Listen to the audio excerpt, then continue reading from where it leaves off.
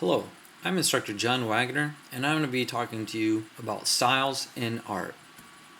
First off, what is style? The text defines it as a characteristic manner or mode of artistic expression or design. Overall, when people hear the word style, they automatically think of fashion. Although a good example, styles can make us think of different time periods. These time periods of style can help us differentiate the movements in art, their precursors, meanings, and even the techniques primarily used during that time. So just like in fashion, things can go in and out of style. Sometimes we see this as a fad. Overall, I want you to take a look at some of these examples and see how they can be applied as that fad. In bell-bottom jeans, we see that linked to a particular time period. We also see mohawks, and here I've shown you Mr. T, a really good example. Cars, we're going to take a look at that in the next slide. And then even architecture. Here I've given you an example of interior design. Inside of this kitchen, we see some green avocado appliances. Now today, if you went into someone's kitchen and you saw these appliances, you might say that it looks dated. We can date that kitchen to a particular style and time period. So that's really going to give us a reference, just like in painting and sculpture and all these different movements that we're going to look at later on in the course. Here's the example of cars. Here we have the Ford Mustang. Here there are three different models, although they are all Ford Mustangs. The designs are different throughout the years, but notice the 67 Mustang. Take a look at its counterpart in the 84 version. A big leap there in design. However, they are still the same car. Then we see sort of a retro version going back to the 2004 model, kind of looking like the 67, but it's got some subtle hints that sort of flex back and forth. Some people see these as different tastes and styles in art, and that's okay. Taste is really subjective, but what I want you to notice are the different styles of those items. So now we're going to take a look at the visual qualities of an artwork tied into the style. Sometimes we can see those styles as being expressive, tight with their brushwork, or loose, sometimes even rigid, and so on. Again, like I said, those are usually tied to their style. Now we're going to be covering the different types of style, and then we're going to review them. Then we're going to see if you can guess the right types. Overall, I want you to think of the descriptive way to discuss the piece. Think of describing the artwork to someone who has their eyes closed.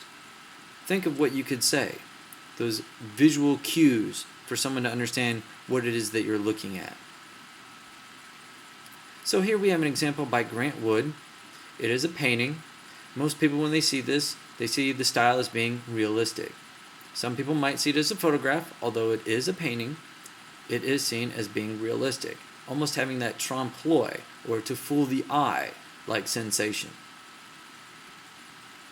Here's another mode of that American Gothic, but this is done by the creator of The Simpsons. As you look at this cartoon, cartoons are a perfect example for an abstract form, or even a representational one. If you were to draw a stick figure, you would see that that stick figure represents a person. That is not a realistic person, but an abstract one, or just a representation.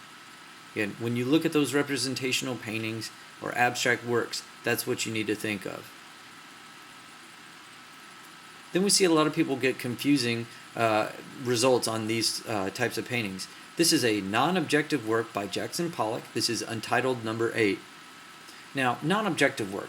A lot of people like to coin this term as being abstract, but we just saw that. This is actually what we call non-objective.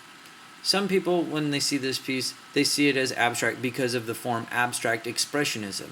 However, when you look at this piece, we can call it non-objective because when you look inside of this artwork, do you see anything in that piece? There's no representation of a person, a dog, a still life, nothing. It is just the medium, paint, has been thrown onto the surface. You don't really see any objects. So just remember, that is non-objective. Sometimes we see works as being conceptual, where it becomes a little bit more about philosophy than anything else. Here, Joseph Kosuth has given us 1 in 3 chairs. He's given us an actual chair in the middle, a photograph of that very same chair, and then on the far right, it is the definition of the word chair. Now, if I were to ask you which one is the most realistic chair, you would all be saying or pointing the one in the middle. However, if I said the word chair, would you all be thinking of the same chair? This becomes an issue of the universal form of chair. So when you think of the definition, that is more universal, yet you might be thinking of all different chairs inside of your mind. Now the photograph is just a representation of that chair. Although it's not the true form, it's not a definition, but it's a representation. Sometimes these terms that you've learned cannot be applied in the different realms in art, and in particular this refers to sculptures, earthworks, or anything that's three-dimensional. Overall, you need to consider what the artwork is made of, or if you were physically in front of that piece. Consider, is it a painting, a sculpture, a photograph, or so on? So here we're going to take a look at some more examples, and I'm going to go through these individual types, but what I want you to know is that they may what I call double dip, triple dip, or it's really a hybrid of these different styles. But I want you to consider your options. Think about this before you make a final decision. Some of them might be that hybrid. First off, site-specific art. Here we see the St. Louis Arch, or what most people know as the St. Louis Arch, but it's actually a part of the Jefferson National Expansion Memorial. This is an icon for this location. Most people, when they see this piece, if I showed you just the image and asked you where it was, you would all say St. Louis, Missouri. Now, out of that whole idea, you think of it as being site-specific. It's not in Los Angeles. It's not in Chicago. It's not in New York. It is St. Louis. That is an example of site-specific artwork. Land art, or earthworks, you really use the land, sometimes even water. So don't get too literal on using that term land, but when we see this, we see an example of a sandcastle, a crop circle, and the igloo.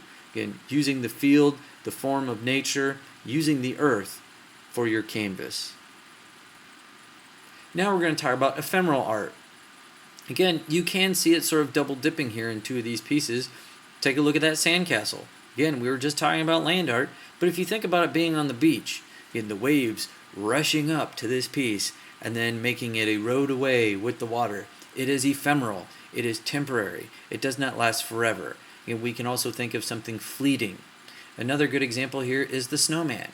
As you build the snowman through the snow, you think of the seasons changing. It's not going to stay there forever as that permanent sculpture. So it is a form of land art, and then it's going to melt away. So it is ephemeral. Another pure ephemeral piece we see here in the bottom right, fireworks. Again, one firework goes off, that's it. It's this fleeting moment. So ephemeral, we think of temporary, fleeting moments of time. However, during a fireworks show, we see more than one. But after that show is over, that's it. Here are some other examples of public art. Here, the famous Charging Bull in New York City. So as you see that, people do not have to pay admission to see this piece. True, you may have to pay some travel and airfare to go see it, but overall, you don't have to pay to see it in the public view out on the street. The same thing goes for the top right piece called the Cloud Gate. Most people call it the Bean. Can you guess why? Here we see this piece as being public art. You do not have to pay to go see it. You can go up to it, touch it, take a photograph of yourself with it. Again, it's in the public eye. Then I have a local section, the Riverview Fountains. This is actually here in Shreveport, Louisiana. You may see children actually interacting with this piece. Again, you can maybe call it temporary art too, because the water goes up and down. It's not always shooting up in the air. And that's where we see kids cooling off during the summertime. That's maybe when you could say that it is temporary or ephemeral because it only works during the summertime, but we do see it change from time to time. But this is a public art form. Another example here, we have our monuments. Sometimes we see them as memorials. The first example I'm going to give you is the Lincoln Memorial down the bottom left. Here we see the architecture involved with the giant sculpture of Abraham Lincoln. Now as you take a look at that piece, it is a monument serving as a memorial. The same thing goes for the Martin Luther King Jr. sculpture up in the top. Here you can actually see this large form of the sculpture of the great man right here. Notice that it's actually made out of this stone, so you could kind of say land art. However, notice this stone. Tie it to the background. And notice this huge block. We can see that it was actually cut from that stone, but we really see it as that monument to this man, but then maybe you could mention it as that sculpture. And then you have the Captain Henry Miller Shreve sculpture, which is here in Shreveport. Give you another little local taste of work. And this bronze sculpture, as you can take a look at it, is local, it's public, but it also serves as a monument. Now, you've looked at all these different realms in art. Now it's your turn to guess. So which one is it? Realistic, abstract or representational, non-objective, conceptual, land art, ephemeral, public, or a monument? So if you looked at this piece and you said that it was abstract or representational, you're correct. Although when you look at this piece by Henry Moore, it's a family group. Look at the faces. They're not highly detailed, it's not realistic, but it gives you the essence, this representation of a family sitting on a bench. It is that abstract and representational form. Also, you could consider it public, because it's actually on the public grounds. People can see this for free. Take a look at this piece by Wassily Kandinsky. Again, this oil on canvas painting. Consider which form that it might be. Now some of you might be confused in looking at this piece. Now let me ask you this. Do you see any objects in this? And some of you might say you see a sun, a mountain, and some clouds, but really you do not see the actual sun or the mountain or clouds within this piece. Again, we are seeing this as a non-objective work of art. Again, no objects. This is Robert Smithson's Spiral Jetty. Again, considering everything that we've learned so far in style, what could you say? You've probably guessed land art. And there's also a little bit of a trick to this. One, yes, it is land art. Two, it could also be deemed as public, because you can go see this piece for free, although you do have to make quite a trek. Also, if you were to see this piece out on the Great Salt Lake, you could see how the edge of this border changes over time. Again, when there is a drought, again, we see that the rocks have that brown surface to them, but then the water can rise and cover up those rocks, covering it with salt. Again, it can make those rocks and stones turn white, and then it's this temporary change within the piece, almost signifying a moment of purity. And then the rain can pour down on those rocks, clean them off, again, another essence. It becomes that endless cycle. Although when you look at this spiral, it does end in the middle. So you could say it's land art, ephemeral, and public. Now when you look at this piece by Audrey Flack, this is a strawberry tart. And it looks like a photograph, but it's actually a painting. Oil over acrylic paint. If you've guessed realistic, you're correct. Again, it's so realistic looking, and it looks like a photograph, but she's painted this piece. It is realistic. Now we have the Statue of Liberty. Taking a look at this artwork, you can kind of guess overall that it is public. We can even see the public viewing it. Now, as you start to look at this piece, it is also going to be considered, public and a monument altogether, that memorial. So here we see that idea sort of double dipping in together.